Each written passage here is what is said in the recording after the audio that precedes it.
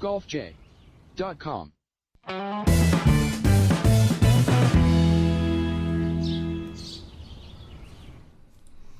Hey everybody, welcome to another edition of the Golf J podcast on FingerLakes1.tv.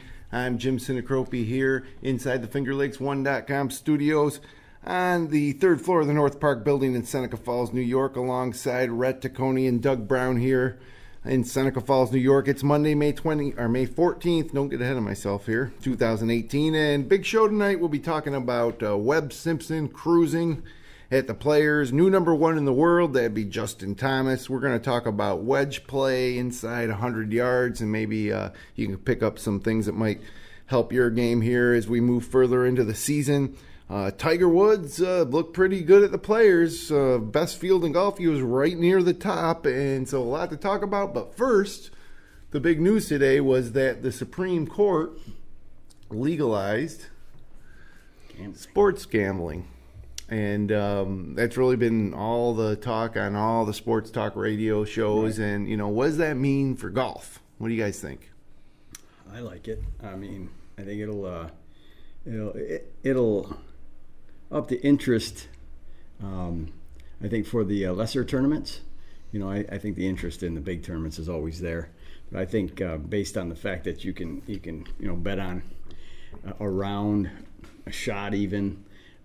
Things like that where you might not watch the Colonial in 2 weeks. Now you might, because you might have, a little skin in the game? 10, 15, 20. But I can do that now. Well, you can. Yes, you can, but you can't just randomly do it, if you're talking like, daily fantasy. Or offshore betting accounts. You can place, wagers offshore. Same, I feel like it's less work. Oh, it's definitely going to be a little less work. You might be able to walk down to your local convenience store. Who knows? Right. But definitely there'll be plenty of apps for doing it on your sports phone. And if you have a casino anywhere nearby, you can bet that.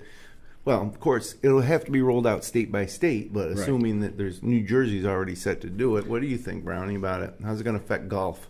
I don't know how it affects golf. I'm trying to figure out how it can grow the game, and I'm struggling with that because you think about there's going to be gambling on football, basketball, baseball.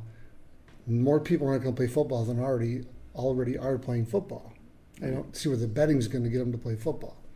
I see where betting's going to get them maybe interested in the game a little bit more, where there's more TV coverage or followers, maybe more fans at the game, stuff like that, or at the golf tournament. But I don't think golf's going to grow by 10, 15, 20%. So grow by viewership of tournaments and people that follow it, but not grow by people participating. Yeah, I don't think it'll change the playing as much as just the general interest in sports. I think it'll up the interest in sports overall, not just golf, just everything in general. Obviously, you have huge numbers that are bet on the NFL. Right. To a lesser extent, you go down from there, NBA, NHL, baseball, a lot of baseball. College football will be huge. But I know there's a lot of people who do the, baseball fantasy leagues and all that kind of good stuff. And, the concern is how many home runs did my guy have or how many strikeouts did my pitcher have? Right. Okay, so now it's going to be how many putts did Webb Simpson have? But it doesn't mean we're going to go play golf because I won a couple bucks on Webb Simpson's putting stroke. Right. So because those guys don't play baseball and football because of those things. So that's where I'm stuck on that. I think the country, the states, hopefully the local, the communities and all that benefit from it financially, which I think is a win because bets are being made anyways. Let's be real. Right. It's been illegal till today, right? All gambling's been illegal until today in New York State. Yeah, straight up gambling. I mean, that's the thing is that all of a sudden there became daily fantasy sports, and that's gambling. Let's face it. Right. It's, you can place large wagers on DraftKings and other services, and I bet on golf every single week. Right. I hope that I'm not going to get nabbed by a FBI sting when I leave the studio tonight, but I play DraftKings, I play Draft, I'm in a couple fantasy leagues with friends, so I mean that's all wagering, but now I would be able to go in and say, oh geez, Brooks Koepka is 50 to 1 to win this week. I'll throw $100 on him and for a chance to win 5,000. Right.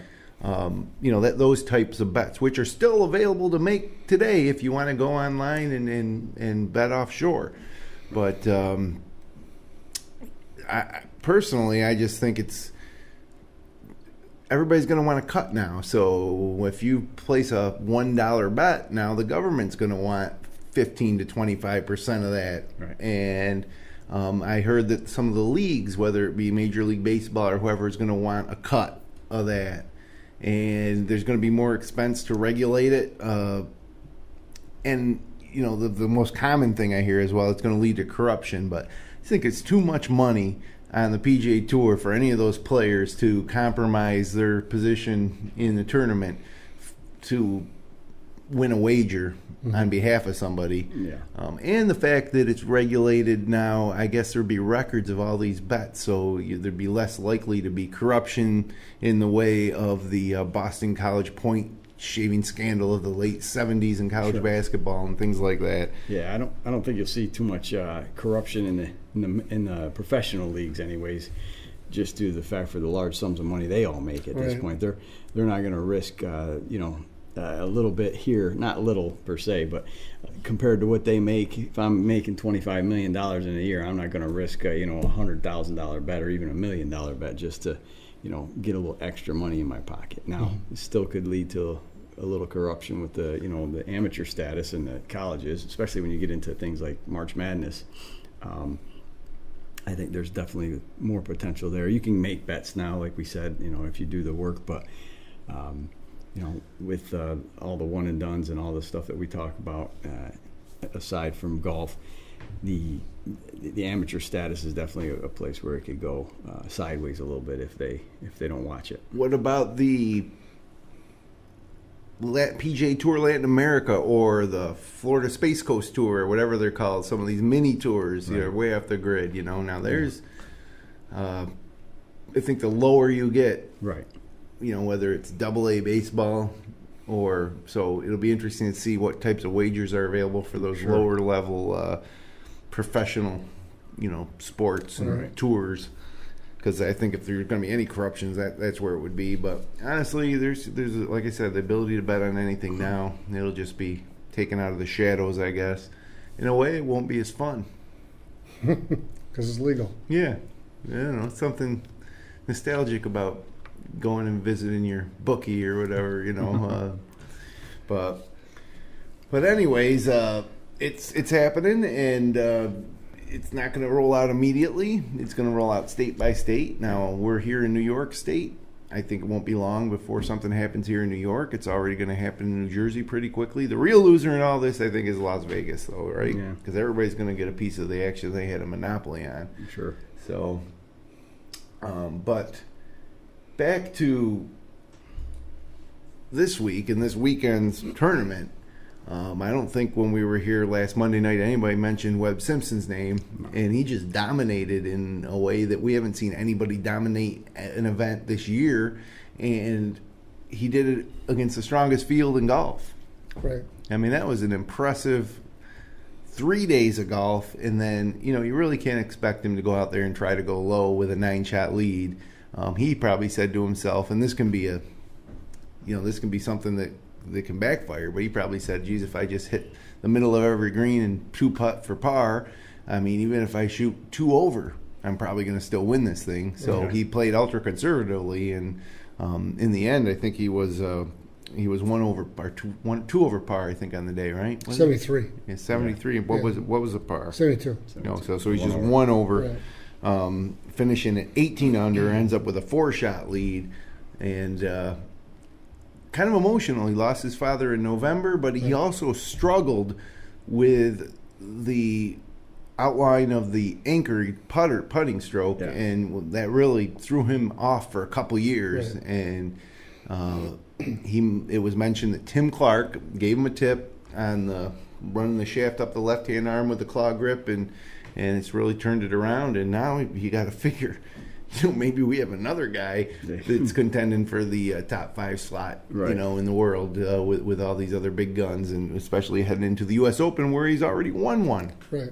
So the subtle changes that these guys make that are so minuscule that you won't really notice. It's amazing what they'll do for their careers. Just in general, the whether it's putting or just a little change up of their swing, they something they discover themselves, or if their swing coach finds for them. It's just it's amazing how dialed in they are, that something so little can really change them and get them either jumpstart their career or get them back on track. Right. He was really on an upward pattern when he won that U.S. Open. And then you kind of didn't hear from him for a while, but I don't know if you noticed too, he seemed like he's lost a lot of weight. He if you look at side-by-side pictures of him from 2012 and now, he's definitely slimmed down. It looks like he's physically fit. His physical fitness has become more important to him. But yeah, he also looks like he's aged quite a bit. Well, he's got that beard going there. He's got the gray beard like us. Maybe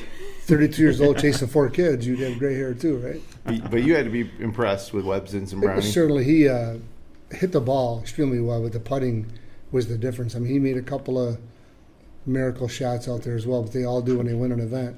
But you got to give this guy props for being 32 years old. He probably putted anchor putter his entire career, I would bet, or the vast majority of it.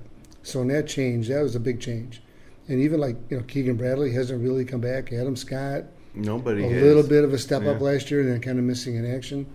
But this guy's been on the leaderboard most of the weeks this year. You can see where he was kind of creeping in there. And he's not a long driver. He's a short guy. I think he's in the 140s or 150s ranking off the tee. He hits it like 290 on the average, which is really, really small anymore. Ranked dead last in driving distance this week, which is amazing, and won the tournament by 4. Right. But if you look at the putting stats that you've got here too, he beat the field by 9 on the putting, strokes gained putting. But you could tell all week long he was extremely confident in what he was doing. He didn't hedge at all. And I'll compare him to Jordan Spieth, who's the guy's the jumpy end with the putter. Rory McIlroy, jumpy with the putter, right? Yeah. But this guy, going through all those changes in the world, finally found a technique that works for him. So he must mentally still give him the feeling that he's anchored. Yeah. Right? Because he's got the shaft anchored against his arm. It's anchored, if you will, right? Right. It's not against his torso. It's pinned, right? But that obviously mentally works for him. I'm sure he's put the hours in. We even talked to that guy last week or 2 weeks ago. It was about confidence with that navigator, building the confidence that you can hit the ball where you're aiming it. And he sure did. So I give him credit for he almost quit. I didn't realize in his interview how bad it was for him. Well, he said he would never quit, but he felt like he wanted to quit. He didn't want to play anymore. It wasn't fun, and it was a struggle. Right. Keep in mind, just a normal round of golf, 36 putts is 2 putts per hole, right? These guys are better than that. But over half the shots are putts. Right. Yeah. And if you can't putt. Oh, you can't play if you can't putt on the PGA Tour. That's why it was such a shock to the system for these guys who anchored it. You most have to start all over against guys who don't have to change anything. Right. Yeah. You go against a guy like Dustin Johnson who's hitting it 50, 60 yards past you. You got to be a good short game player to contend.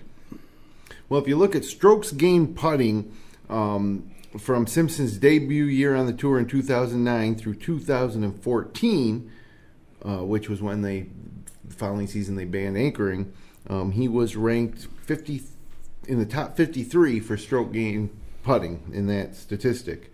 And then he dropped to 174 in 2015 and 177th in 2016. And this week he gained 9.36 strokes on the field at Sawgrass and now ranks 5th overall on the PGA Tour. So he's came back and he's better than he was when he was anchored. Right. So good for him. He's a nice guy. Everybody loves him. Yep. And we're looking at a guy now who the next step in his career, I think, is to win that second major, which puts you in rare air when you win number 2. No doubt. And in a way, he won number 2 this week because the Players is as difficult to win as any major tournament. It's probably the first one after those 4 that you want to get, right? Yeah. Resume builder. I'm not sure if he's a Hall of Famer yet. Probably not. If he wins a major or 2 more, because he's only got 5 wins, I think, in his whole career. Yep. Right. Okay, so you got to get upwards of, I would guess, 10 or 12 wins. I think there's a minimum requirement of 18. I think is it 18? Well, Freddie Couples only had 11. Yeah, I don't know if I don't know if it's 18 or not. I thought there was a minimum. There is, but I don't think it's. I don't know if it's 18. Yeah. I think the LPGA Tours might be 18. That might be. I knew there was. Because if you have 20 wins, you have a lifetime exemption on the PGA Tour, and which is nice. Yeah, absolutely. Guarantees you. I never thought of going that route. I've always thought I'd have to get my cue. I'll just win 20 tournaments. So looking at Webb Simpson. Titleist 917 D2 9.5 degree driver, TaylorMade 3 wood, Titleist 5 wood, Titleist hybrids 20 degree and 23 degrees, and then he's playing Titleist 718 MB 5 through pitch and wedge irons, Vokey wedges a 54 and a 60. He plays the Titleist Pro V1, and he putts with the Odyssey Tank Cruiser V-Line long 44-inch putter. So here's a guy, like last week we talked about Jason Day's big win where everything was TaylorMade. He's got a TaylorMade 3 wood to go with all the Titleist equipment and then an Odyssey putter. Yeah, there must be something special about this TaylorMade 3 wood that fits in there. Yeah. The putter's not unusual to see somebody have something more unique on that. But the 3 wood's interesting. Yeah, I don't remember how many times he hit that thing.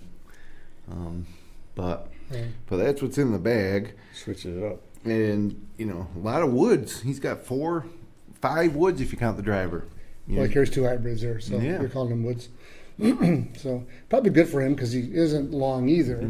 So they probably help him because they get the ball in the air a little bit easier, right? And probably good. It's just amazing to see a guy, like you said, we talked about, that's so short off the tee and that's carrying a 3 and a 5 wood and 2 hybrids, just blow away the field. Right. If he just played that final round the same way he went after rounds 1, 2, and 3, I mean, he could have legitimately won by 14 or 15 shots. And he's +1. The course was gettable on Sunday. Yeah, he's +1, and most of the guys are shooting 68, 67. So he shoots 4 under. He started the day at 19? He started 19, yeah. Yep. Yeah, he could have realistically been 20, what was the tournament 23. record? 24, 25 by Norman? Something like that. He got hot the one year. Greg Norman beat the field by a bunch. Yeah, he could have went on and won this tournament by 10 or 11 shots. Right. But, I mean, it was still essentially over by, definitely by end of day Saturday. But you would think almost he put those guys to bed on Friday night when he shot that round. 63. When you have a 9-shot lead going to the final round of a big tournament like this. It's not as easy as you think. There's not a guy out there that wouldn't take it. I'll take it. But absolutely. But once you're on the course, man, that's a lot of pressure because nobody's ever lost a 9-shot lead after 54 holes, and there were guys coming out early before he even teed off, shooting 63s, and knocking in double eagles like Brooks Koepka. Yep. And so he had to be scared that one of these guys, whether it's Jordan Spieth or Tiger Woods or whoever, was going to come out and shoot a 63, and he was going to shoot. What would it take? He would have, if somebody, one of those guys shot. Well, actually, I shouldn't say that. He was 9 shots ahead of Danny Lee. Yep. He was 12 shots ahead of Tiger and Spieth. Yeah. Yep. Yeah. I mean, so he was only 9 shots ahead of one player. He was more than that against everybody else. But not easy to carry a sure thing into the final round in golf. Right. I'm sure all his coaches were saying, keep the heat on, keep the gas pedal down and all that. Right. And that's easier said than done as well. Especially when you got hit the middle of the green 2-putt, you're going to walk away with about $2 million. And all the exemptions that come along with it. And a lot of a new locker with his name on it. A lot of perks winning the Players. It's a big event. Absolutely. Deepest field, by and large, it's the deepest field that they see all year. I'll tune in at some form or fashion every week to the PGA Tour, but after the 4 majors, this one's one I'm definitely watching the whole Sunday round, from start to finish. I agree. It's there's a lot of theater here in this one as well with the finishing holes. Yep. You could go, Koepka went 2-2, went 16-17. Yeah. So that's always a possibility. Right. Or 7-7-7. Yeah. Anything's a possibility. A lot of drama. It's and I know it's moving back to March next year, but I kind of liked it being on Mother's Day weekend the last so many years. Well, now you can watch the PGA Championship, although it might not be on Mother's Day weekend. It would probably be next weekend or the weekend before Memorial Day, where they're going to. We don't know. They haven't announced the schedule yet, but when the PGA Championship comes to Bethpage 2019, it's going to be in May. Yeah, and this tournament's going to be back in March. This tournament also, there's just it's a good test too, because you hit your drive a little squirrely. It's tight fairways. There's water on a whole bunch of holes, and the ball has weird bounces. I think it was on 15 or 14, I think. That second shot, saw a bunch of them hit it a little short left, and instead of hitting the bouncing and just bouncing up towards the green, they went dead into the to the bunker. Duffner did it. So they got a lot of humps and bumps out there. Tons of them. And there's not a ton of flat lies in those fairways either. So moving to March, you throw wind back into the equation. That plays a lot tougher. And here's some if we're going to talk about moving back to March in 2019. First of all, Webb Simpson only defend for 10 months. Not 12. Right. He gets a little short change there. But most noteworthy thing about this is that we saw Brooks Koepka shoot a 63. Webb Simpson shot a 63 this week. Well, there's been, 8 63s posted at the TPC. 6 of them have been in the past couple of years since it's been in May. Okay. So it's going to play more the way you would want a major big tournament to play, I think, or that course back in March. And in March, we're sitting around freezing our butt off up here. It'll be fun to have a big time tournament in March again, like that used to be. Doral and that were the Florida Swing when they played regions, and they would go from Doral to Honda, then up to Sawgrass. All the way north. It was a great little run there. So when they moved that to May, they moved it originally because the course would be firmer. They said it would be dry and hard and a better test. Right. And now you're talking about all the 63s that have been shot in the last few years in May. And I feel like when it was in March, the winning scores usually were -2, -3, somewhere around those numbers, and not in the teens or. Well, you needed to get to -12 to get in the top 10. Yeah. And another interesting thing, looking at this leaderboard here, the guys that tied for second: Charles Schwartzel, Jimmy Walker, and Xander Schauffele. Now, there's 3 guys. Schwartzel's always a forgotten guy, right? Yep. Jimmy Walker, coming back from Lyme disease, has been absent and is almost could have just faded away. Sure. Now he comes in second, and Xander Schauffele, who was the darling of last summer, but has kind of steadied out, not fizzled out, but just not really been as strong as he was last summer. Right. Has now finished second as well. And then you throw in Jason Day, who's resurgent, Jason Duffner, who's still sticking around. It was Keegan Bradley throws a 66. Yeah, it was an interesting, next 5 or 6 on the leaderboard for this one. And actually, if you throw Webb Simpson in there, this was a tournament of resurgent golfers, I guess. Guy Tiger Woods, Ian Poulter, they're all. Other than Koepka and Thomas, they're all, Harold Varner had his best showing as a pro. It was good to see him. Sure. Danny Lee's resurgent. He's falling apart. He had a good week despite the final round. Yep. 72. Adam Scott. So, great and Ian Poulter in there too. That's kind of crazy. Brooks Koepka coming off an injury. Everybody who is kind of coming back came back hard this week. Yep. And that includes Tiger. So let's talk about Tiger. 2-time Players champ. Doug's been waiting. Sat outside the cut line late Friday before getting a late reprieve. Ends up playing on the weekend. Takes advantage of it. 65 Saturday with 6 birdies through the first 12 holes on Sunday. Pulled into a tie for second and got 4 shots back. And it kind of felt like, he had a chance. And then knocked it in the water on 17. At that point, he probably still wasn't going to catch Simpson. But, to me, he looks like Tiger and everything. But to me, there's still something mental going on there, because when he was playing his best over this year, it's been when he has kind of been already kind of out of it You know, he contended in one tournament and couldn't finish. He didn't finish this round. You know, Thursday and Friday, the pressure's really on for Tiger. He's right around that cut line, and then he makes it, but he's gazillion shots back of Simpson, and he just loosens up and shoots great scores. He certainly benefited from a Saturday morning round where there was no pressure on him.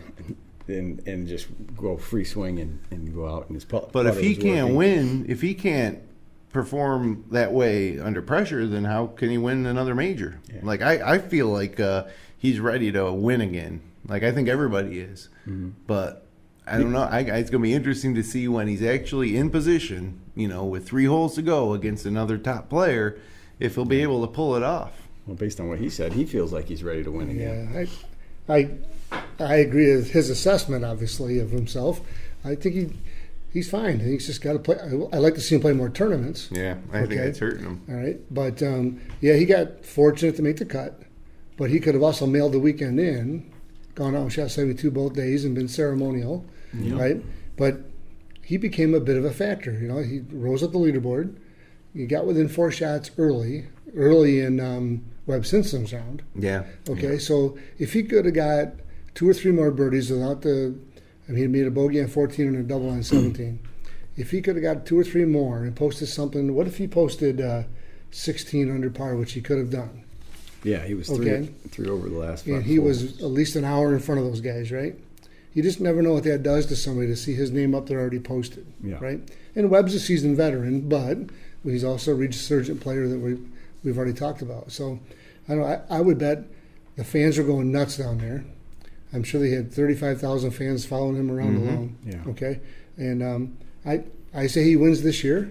It's just a matter of which one and how big. I think, essentially it comes down to the 14th hole where he gave back probably 3 shots.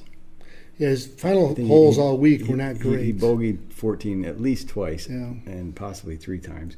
He hits it in the water, which is, the wind changes. Mm-hmm. He hits the right club. He says the wind changes on him, and so there's another one. Right. He doesn't make birdie on 16, which is you got to make birdie there. Mm-hmm. He missed it. He missed the chance for birdie on 9.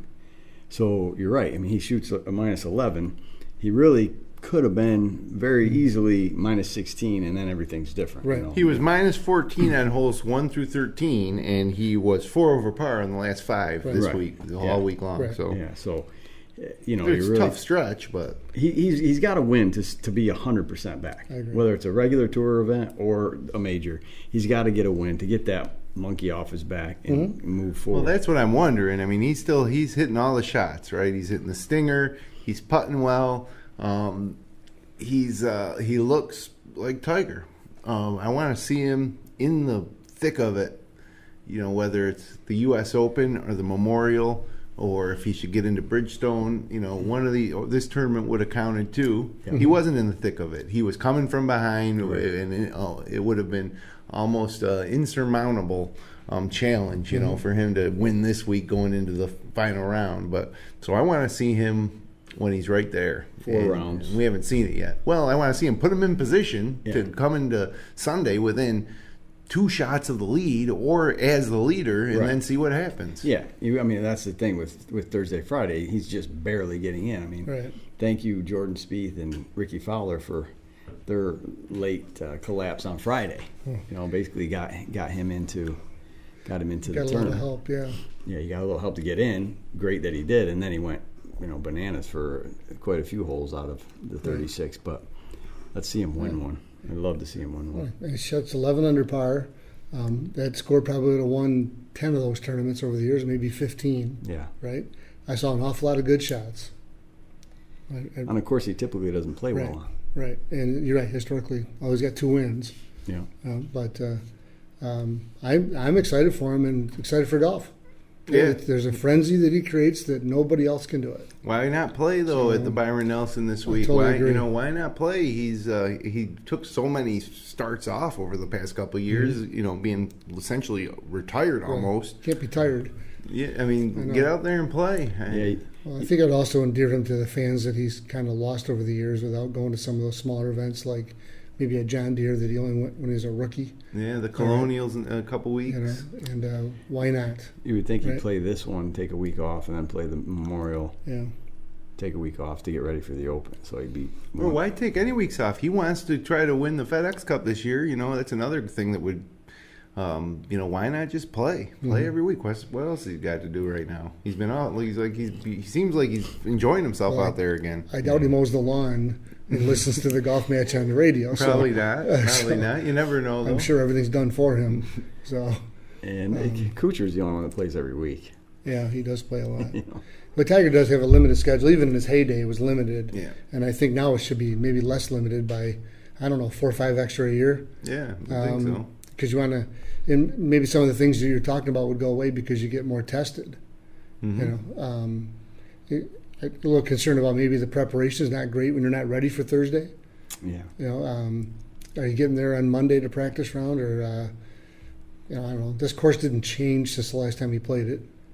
No. It's not a new golf course. It's some of these other events that he hasn't played in might be at a different venue now since so much time has gone by. Well, the Byron Nelson is at a different venue next week. But he's also got to be thinking Ryder Cup. I would think if you're him, you want to get to a position where you don't have to be a captain's pick, or at least where you're right in the next 5, so you don't have to really screw somebody by getting – because I think if it was today, the – consensus would be for the captain to pick him. Everybody would want to see him on this team, right? Yeah. Because he's proven that he's back into tour shape.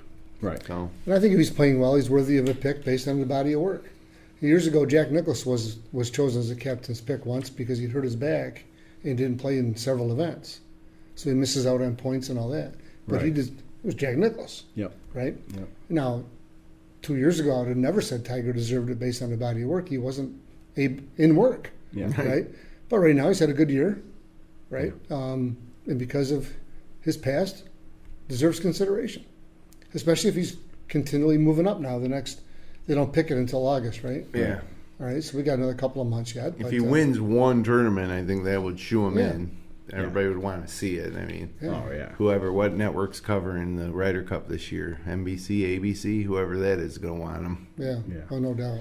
But the beat rolls on. Now we got to wait a couple more weeks. I wish he was playing this week. Jason Day, I want to talk about real quick too. He's number 2 in the FedEx Cup standings, 4 under on his final round. He was probably the player who had the best chance at one point to make Simpson a little nervous, but no birdies on the backside, settled for a tie for 5th, and of course his shoulder hurts now. I mean, this guy is just got one thing after another. He looks like he's ready to go, and now he's got a shoulder that hurts every now and then. Not every shot, but sometimes when it does, and then he's going to hit a horrible shot when he tweaks it. Yeah, he grabs it. But he looks like he's been lifting a lot of weights. He looks upper body a lot bigger than he did a year or 2 ago, and it looked like that yesterday, thinking, man, he doesn't look like the same guy as he did a year ago. All these guys have been working out hard, have had issues. You go back to Tiger, Rory McIlroy, Koepka, and now DJ. This guy. Well, DJ just fell down the stairs. Yeah. No, but I'm just saying with him and Koepka are known to work out together, some pretty legendary workouts. Yeah. But it just seems like Jason Day, I mean, obviously the results are there. He's won twice already this year. But he just seems like he's bulked up like past. Yeah.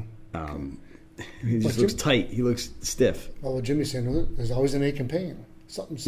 Something. It's my back. It's my shoulder. It's my neck. It's something. Yeah. Or personal problems with his mom getting sick, which obviously has no control over that. But there's always something with Jason Day, and it's holding him back. Glutes aren't activating. No, that's Tiger. He never said anything about his glutes. No, I'm just saying that's the way Vertigo. it used to be with Tiger. But one guy who doesn't ever seem to have any physical ailments, though, is now the new number 1 player in the world, and that would be Justin Thomas. Already was number 1 in the FedEx Cup standings, shot a final round 6 under 66 to finish tied for 11. That was enough to surpass Dustin Johnson, who finished tied for 17th. It was Dustin Johnson's 8th top 25 in his 9 starts this year, and he falls out of number 1. I mean, you really got to be performing at a high level to be number 1. So Johnson's run ends at number one after 64 consecutive weeks, dating back to his win at the Genesis Open in February 2017. Man, time flies, right? Doesn't seem like that long, but 64 weeks. Since then, he's added 4 more wins, most recently the Century Tournament of Champions in January. And so think about it. Since becoming world number one in the last year, 15 months, 14 and a half months, he's won 4 times. And not enough to stay number one. Justin Thomas, number one. Yeah. One more and a few bigger ones. Yeah, it's just really tight up top of these standings right now. And now the question is, how long will Justin Thomas hold the number one spot? Maybe not much more than a couple weeks, or maybe for 64 weeks. Which I got to mention. Last week we said that Nick Faldo never held the number one spot. He held the number one spot for some 90-something weeks. I don't know what I was looking at then.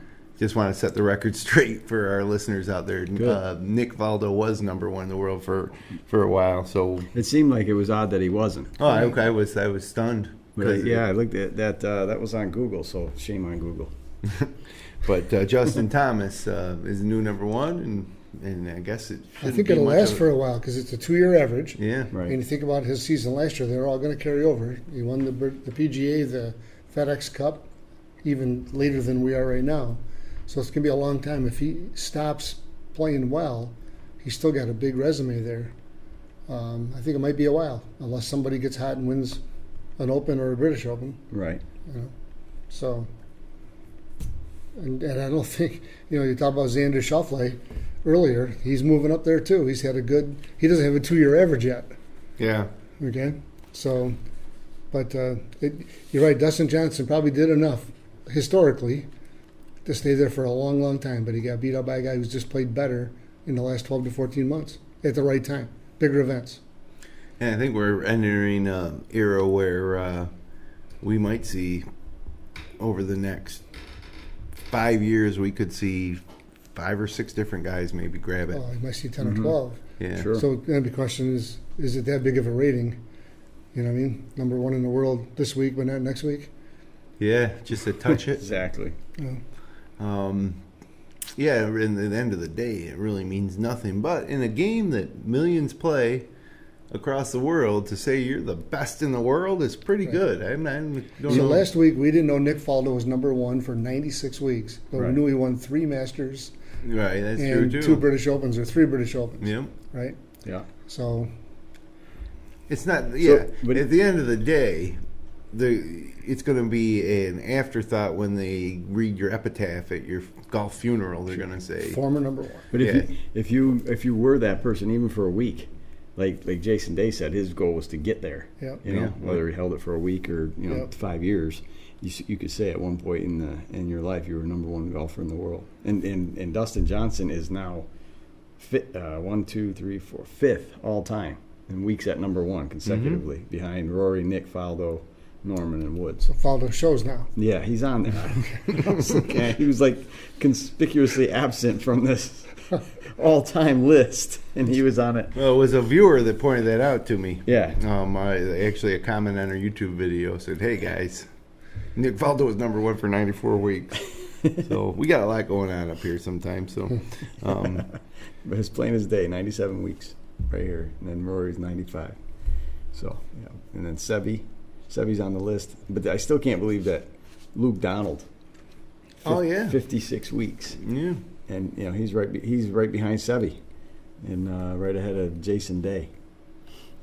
So interesting stuff with that. But to play golf at that level, to maintain the number one stand, you have to be great, and it's so easy to slip. I think out of there. That's why these guys that do it for multiple years as number one, it's just amazing to me to be able to perform at that high of a level.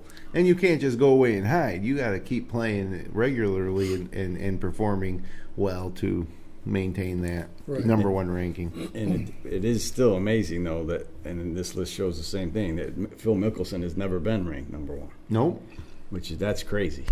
He's arguably top 5 golfers all time, and he's never been number one ranked in the world. And that ship sailed. that ship has sailed. Yes, it is. Absolutely. So, well, let's shift from the PGA Tour to just some general golf talk.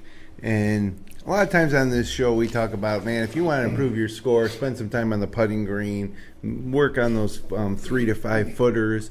That's all true, but I think one of the second places that a skill that gets overlooked, I think, when you're talking about the average 10 to 20 handicapper that's trying to improve on their score, is the wedge play. It's how many times have I been playing, and I'm guilty of this too, where you're playing well, you're having a decent round, you hit a good drive on a short hole, and you have maybe 100 yards in, and everything's going according to plan. You're gonna, maybe it's a third shot on a par 5, you're gonna try to make a birdie, and you chunk a wedge, or you push it right and miss the green, or you scull it over the green, you walk off with like a bogey or worse. Yep. I mean, just the ability to give yourself a 15-foot putt or closer every time you're inside of 100 yards is huge. And it's something that over the past several years I've really tried to become a better wedge player. And it's a combination of distance control and direction. And I think the number one thing that a lot of golfers, amateur golfers, do is, if they're 80 yards out, they're going to take a wedge, a high lofted wedge, and they're going to swing as hard as they can, and the ball's going to go flying in the air. When really, what I've tried to do is take almost half swings with everything inside 120, and that means maybe instead of taking a 56-degree wedge from 100 yards and swinging it at 90%, I'll take a 52 and swing it at 50%. And so try to dial that in. But, Brownie, you are probably the best golfer here. What do you do inside 100 yards with your wedge game? And when you last won the club championship, I can remember watching that match and seeing you control distances. Right. Like you might miss it 5 or 10 yards right or left, but that particular year you were pin high every time. So the first part of that comment would be distance control. You need to learn how far you fly the ball. Okay, and it's relatively easy to learn that stuff now with some of the gadgets that are available. But if you got a 100-yard shot and you pull out a wedge or a 9-iron, how far do you fly your 9-iron? Or how far do you fly your wedge? You can't factor into that knowledge point. You got to take out, is it wet or is it dry or is it windy? You do that after the fact. Right. Okay? That's when you figure out you got a 100-yard shot, but it's downwind. It's only playing 90 yards. So now you got to hit your 90-yard club, right? And then a couple things with that. On the swing side, I think if you swing more than 80% on a wedge or a 9-iron or less, you're really overdoing it. It's a finesse shot. It's not a time to get, beer muscles and say, look how far I hit that wedge. It's not, right, not what you want, right? You might get away with it a few times, but to be consistent, it's a mistake.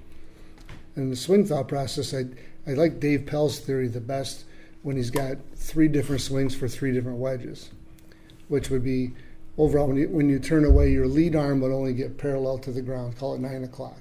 Right. Okay. So if you do that with a 60, a 54, and a 50, you will get 3 different distances and 3 different launch angles. Mm-hmm. And then if your arm goes to 10 o'clock, you're going to get a little bit more distance, but 3 different distances as well. Right. And never go past 11 o'clock with your lead arm because you don't want to take a great big swing.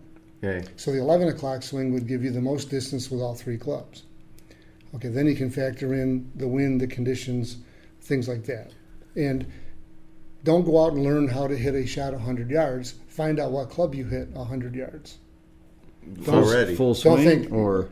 No, with those swing thoughts. Right, okay. Because you could put an 8-iron in your hand and hit the same shot and get 100 yards out of it. Well, my question then is, how far back do you go into your bag before you stop going with that 11 o'clock max?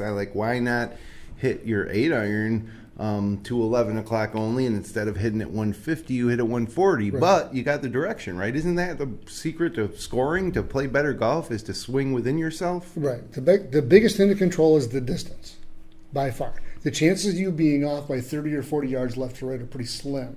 The chance of being off 30 or 40 yards short or long are all greater. The time, yeah. And more likely short. Yeah. When you swing hard, sometimes you throw your hands, you catch it fat, or you skull it. You're going to be long or short because of that. Less a chance of doing that if you're swinging at 80% from 11 o'clock instead of completely parallel. Right. It's about being patient. And if you watch these guys, you go to an event and watch them practice, they do not swing hard at a wedge. No, they're like in slow motion. Right. And in fact, the wedge will go out lower than most people will hit a wedge at an amateur. They try to control the distance by the trajectory as well. So I think the biggest thing, the easiest one to practice would be just going to the 9 o'clock position, which takes a little more patience because you want to hit it hard. But you go 9 o'clock to 3 o'clock with a swing, and you go, say, 80% of your max, right? And you change clubs, you will get 3 different shots, or if you go to 5 different clubs, you'll get 5 different shots because they're going to go farther and or higher or lower, right? And again, how far do you fly that ball?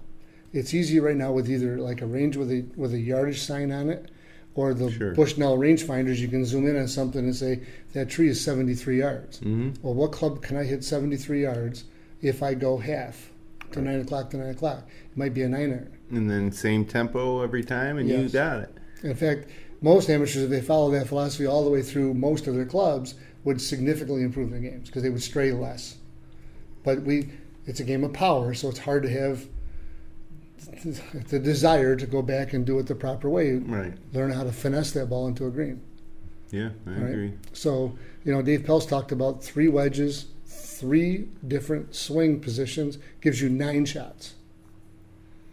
Okay, and those 9 will cover everything. Yeah, and that's essentially what I do, except I'm really only using 2 wedges. I have 3 wedges in my bag, but I'm doing pretty much the same thing with just 2 wedges, so that would give me about 6 different shots. And I don't even think of the face of the clock. I just kind of feel that it's like it's like short, mid, and I wouldn't say full, but those 3 different distances. So I thought about 9 o'clock as some people I've helped out.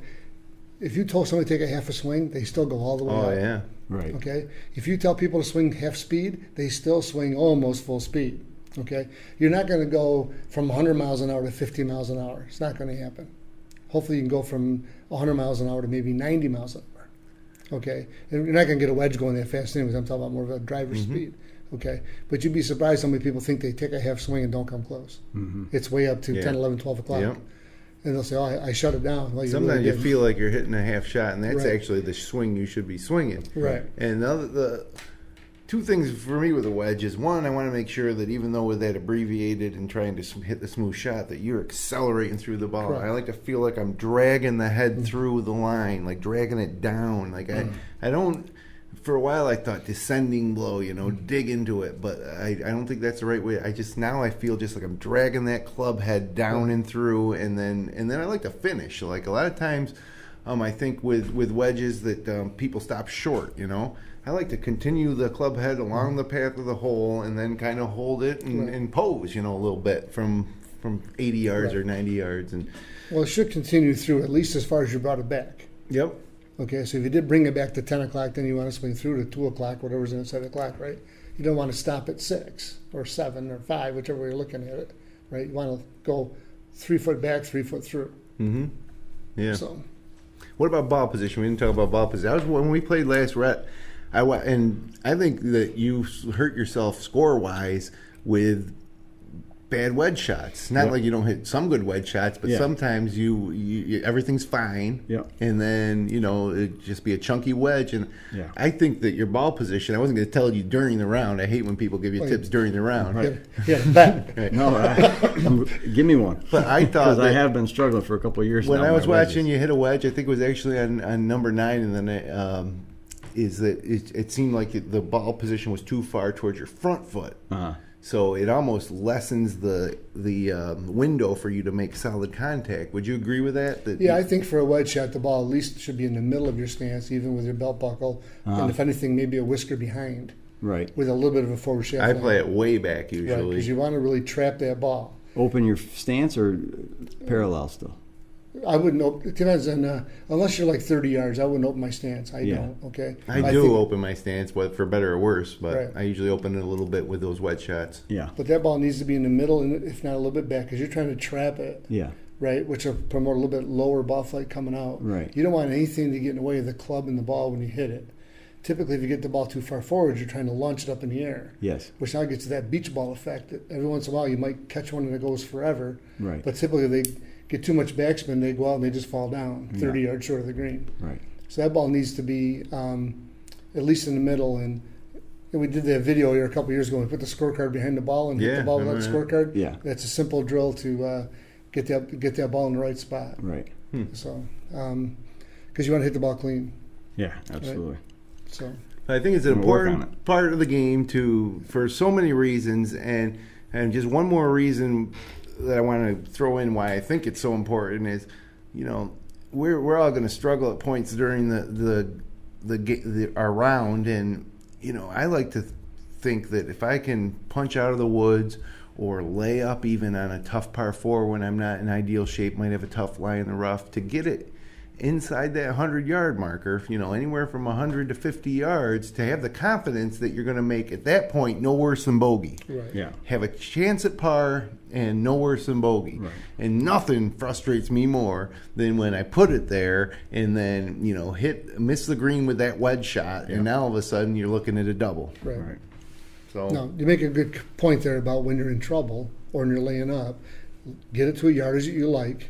Forget the tree, especially if you're in trouble. Get it back in the fairway. Got short grass, and if you're at the 100-yard marker, you've got all these shots that you can play. Yep. Yes. Or if it's 150, it's still the same thing, just a different club. Or the 50-yard marker. But sometimes we try to blast another tree branch to get as close as we can. So Next we can thing you know, chip it, or you're over by the bunker yeah. and it's downhill this way. You're always better off in the middle of the fairway, 30, 40, 50 yards from the green. Yeah. Especially, so that's why I get the confidence in the wedges. Yep. Like you said, go through that process, find out your yardages, hit it, find a shot you can repeat that you're confident in. Right. And I think guys, especially 12 to 15 handicappers will see their scores drop by 2 or 3 shots around. And that's where I'm at. So this guy, literally, the guy that wrote the book about all these stats, strokes gained, putting, and all that kind of good stuff, showed that the higher handicappers would be better off practicing from 150 yards in. Just go hit the driver, don't care where you hit it. Mm-hmm. Okay? Practice from 150 in. Then if you get in trouble, get it to the 150. It just supports everything you just said. Yeah. They'll take 20 strokes off their game. Yeah. By being able to get the ball on the green and 2 putt, that's only 3 shots from 150. You reduce it to a par 3. It's very playable. Yeah. To me, I'm not a guy that loves to get technical. My favorite book is The Elements of Scoring by Ray Floyd. If you can find it, read that book. It's outstanding. Because in there, he doesn't talk at all about anything technical. He talks strategy and he talks mental game. Right. It's what you need to do is some of the things I'm talking about. You practice that on the range and then you just go play. You got to forget about the mechanics when you play. It should become habit. Right. Okay? Because you got your 73-yard club in your hand. It's a habit. Mm-hmm. Right? So you don't go and get out there and overanalyze and get mechanical out there when you're playing. Yeah. You leave it at the range and go play. So. Well, we'll check back in. Get the right wedges too. We did the thing on. We got there. Yeah, watch our spin milled Vokey wedge episode from last summer. Was it about a year ago now. Yeah, it was probably about June, a little early June. Yeah. Search for Golf J Vokey. I think it's right on the front, actually, in one of the down at the bottom. On the front page of golfj.com, there's under product reviews. Yeah. There's one of those 2 lists. Yep. So, all right. Well, hey, man, this hour's flying by. We better take a look at what's coming down the pike here on the tour.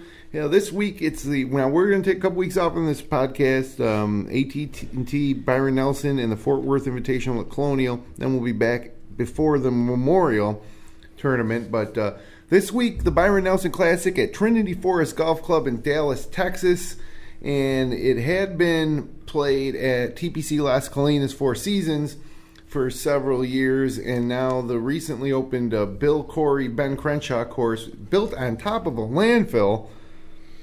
It's a total links course. There's not a tree on there, and they can't plant a tree because it will the roots will penetrate the cover of the old landfill, all the garbage underneath. Right. So, it's crazy. There's no streams, right? Because it's on top of a landfill. There's no trees, and there's no ponds or lakes. You can't plant a tree, like I said, because the roots will break the cap, and it's just a unique, different course, and frankly, I'm not that excited about it because I don't like these new manufactured links courses like we saw at Chambers Bay and all that. They might be fun to play and everything, but this is America. I want trees, and I want water hazards, and I want something more familiar.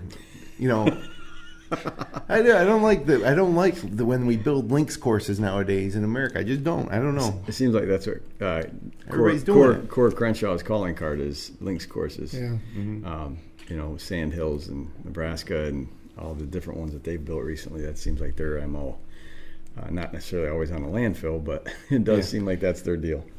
But I agree with you, though. You know, it's nice to see in the summer. You see the tournaments played on for Sahali, places like that where there's just big pine trees and they're lined down every fairway, and you know you're really in big trouble if you hit it left or right, and you know it's a premium on hitting down the middle.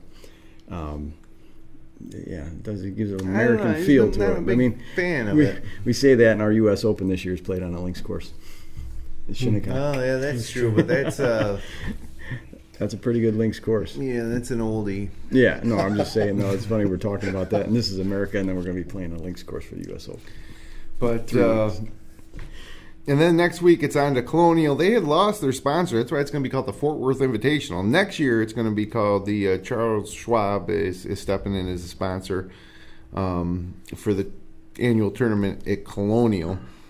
Billy Horschel won last year at the Byron Nelson, but again, different course. So if you're thinking like knows the course and you're going to pick him this week, you might not want him. Kevin Kisner, defending champ at the Colonial. Then we head to the Memorial, the FedEx St. Jude Classic, and the U.S. Open. And it's a great time of year for golf. The tournaments between the Masters and the U.S. Open, it's a nice stretch. It's really the heart of the season because after the U.S. Open, it's a couple weeks, and then the British, and a couple weeks, and then the PGA. Right. So, and that'll all change next year too when the PGA Tour ever gets around to announcing their schedule. So, real quick here is we just got about a minute and a half left. Locally here in the Finger Lakes, I mean, it's midsummer conditions right now because of the weather we've had, and there's no excuse not to get out there and golf. I think that a lot of the not the everyday golfers, but the weekend golfer types just can't get it through their head to get out there on the course right now because we had such a slow start to the spring. But I mean, the time is now, right? Yep. Oh, it's gorgeous. So course nice. is all in great shape. Hey, just a note on the when we were talking about the Hall of Fame. Yeah. So there's a couple different ways you can get in, criteria-wise for guys. 15 or more official victories. PGA Tour, European Tour, Japan, Sunshine, Asian, Australasia, or a combination of two, the Masters, the Players, U.S. Open, Open Championship, and PGA. So if you win two of those five, you can get it. He's can met get the in. criteria then. Yeah, that's how he got in. No, Webb. Oh yeah, Right now. Webb has Simpson's too. in. Yeah, absolutely. Or He's the a 15. candidate. Yeah. You do have to be 50 before you 18 can get years from now. Yeah. So that's and Freddie the same way, right? Yeah. Because he didn't win 15. I think he had 11 altogether. So Masters and Players got him in before that anyway. Would be interesting to see, though, if Couples' career came now as opposed to when it did, if he would get in. Right. I mean, he was just such a charismatic guy. Yeah.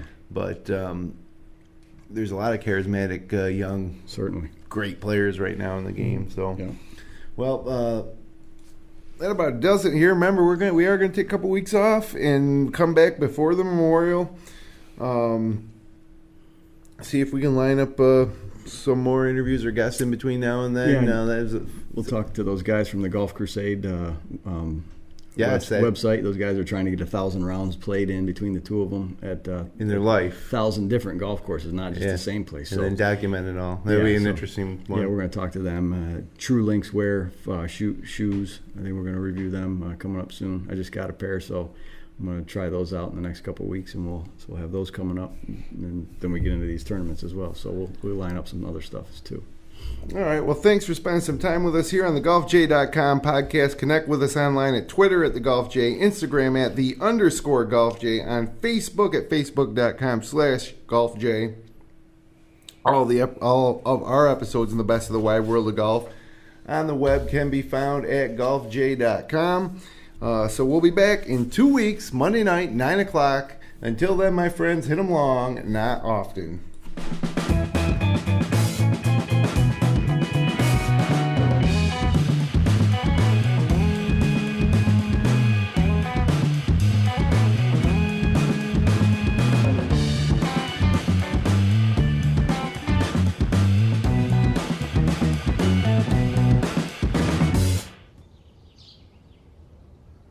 golfj.com